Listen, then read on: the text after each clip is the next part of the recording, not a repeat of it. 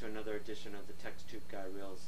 Actually, this maybe isn't another installment, but rather a video reply to Cameron McCasland on his top 5 westerns or recommendations. I'm going to do both, but let me start with my top 5. And these are 5 to 1. My 5th spot, I put Kirk Douglas and Anthony Quinn in The Last Train from Gun Hill.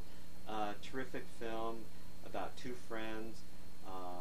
One son is accused of raping and killing the other's wives. It's a great revenge film. Check it out if you haven't seen it. My 4th choice is Henry Fonda and the Oxbow Incident. As you mentioned, Cameron, great film. What else can be said about this? I mean, it's an Academy Award nominee from 1943.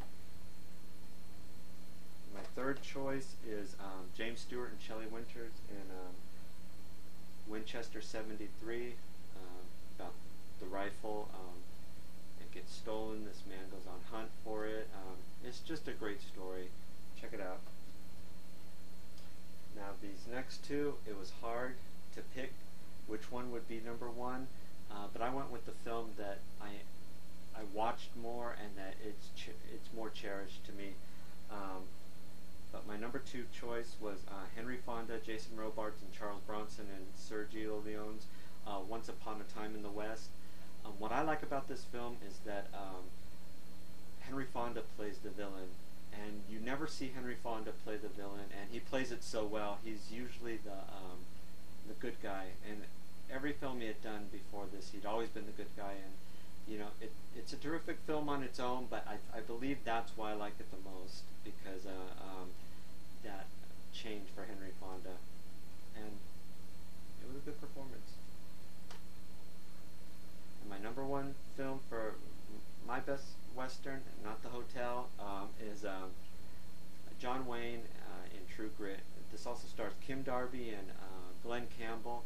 And this is just one of those films my dad got me onto, that I watched with my dad, and you know, I think that cherished, you know, memory right there helped endear this to me more. But it is a great story. I like Kim Darby as the little spoiled girl trying to get justice by hiring Rooster Cogburn, the bounty hunter, to go after the man that killed her father.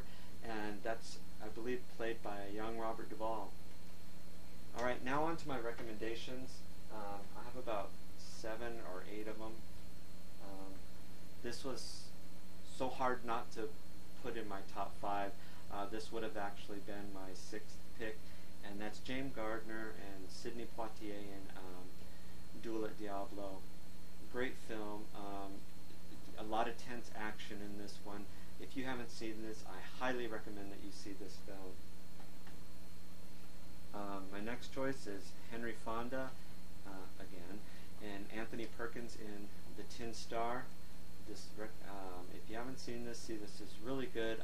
It's about a young lawman and an older ex-lawman, and you know, the baddies ride into town, and he doesn't want to get involved, the older, but he does want to help do the right thing to give the younger guy the backbone to do what he needs to do for his town. Good film. Another one, recommendation is Glenn Ford and Ernest Borgnine with Rod Steiger and Hubal. Great story here of jealousy, revenge. It just seems to have it all. This is a good film, y'all. Check it out if you haven't seen it. I really don't see this one on shelves a lot anymore. It might be out of print, I'm not sure.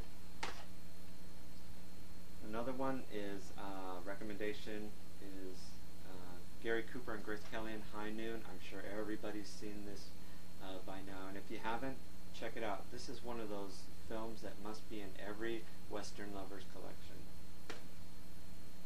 And my next recommendation would be Charlton Heston, Ann Baxter, Gilbert Roland, and Tom Tryon in Three Violent People.